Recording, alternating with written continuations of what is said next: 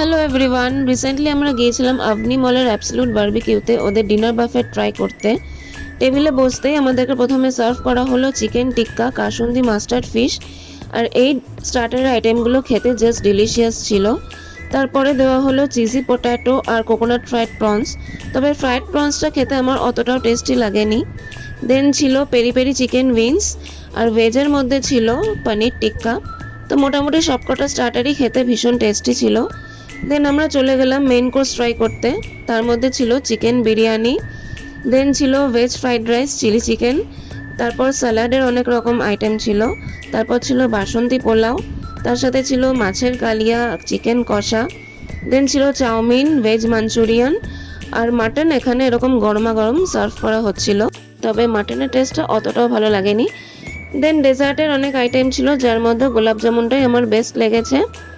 তো এই সব কিছুর প্রাইস ছিল 699 রুপিস পার হেড।